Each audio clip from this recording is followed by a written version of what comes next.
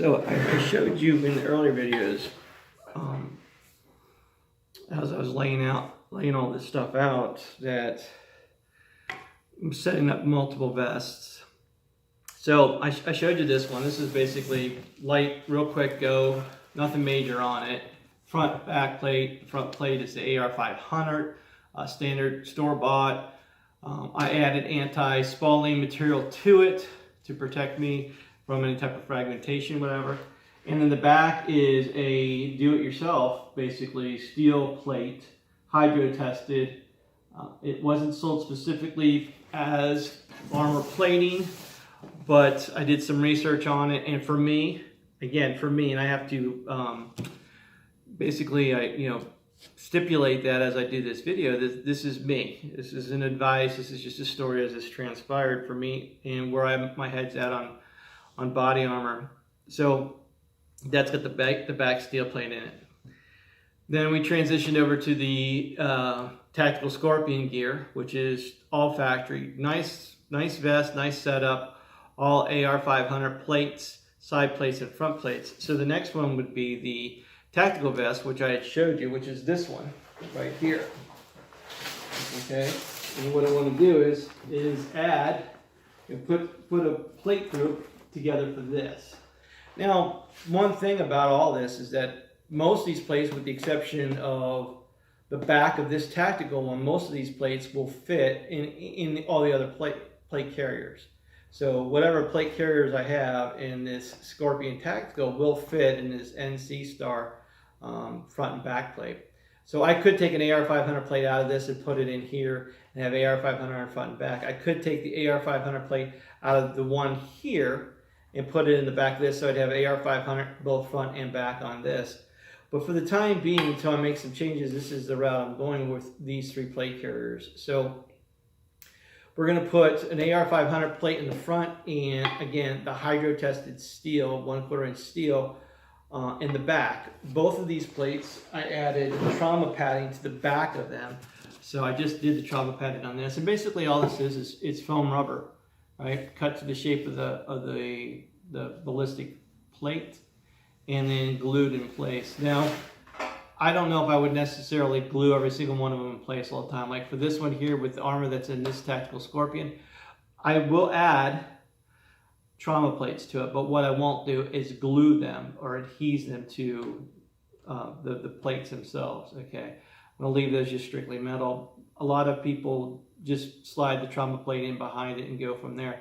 Part of the reason why I wanted to put the trauma plate, actually attach it to these, is because this, size-wise, it could slide around a little bit. Okay, so if you just went with the plate itself, it's going to slide and it could move. I don't think that's going to happen, but that was my thinking when I put all this together. So this is where I'm at on this particular one. It doesn't have the anti-spalling on it, and this is the steel plate. You saw this before it was sprayed.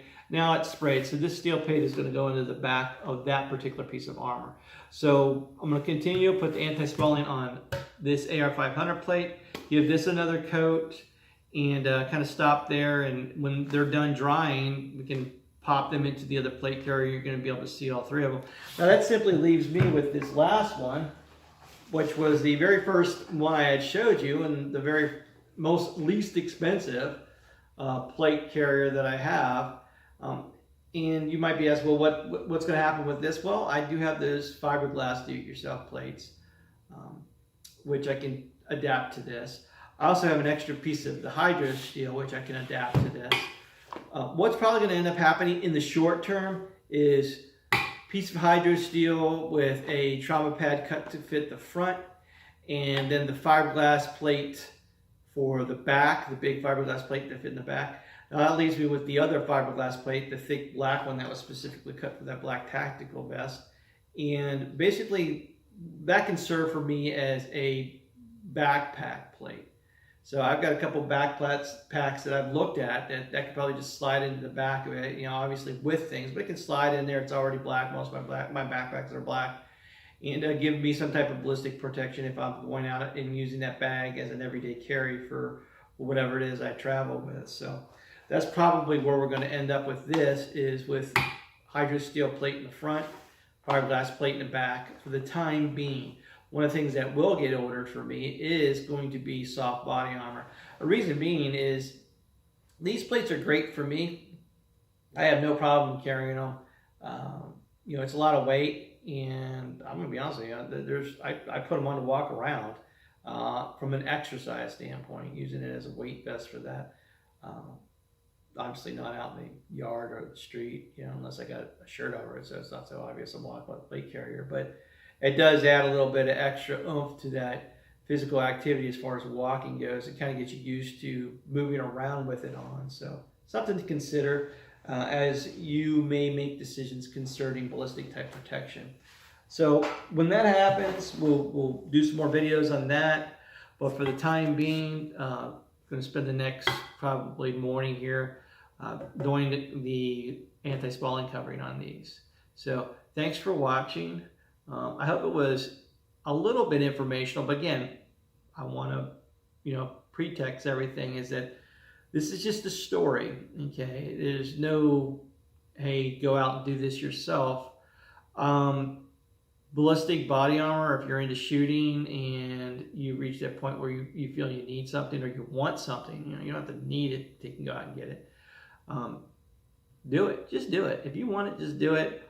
Make wise decisions, buy the best armor that you possibly can.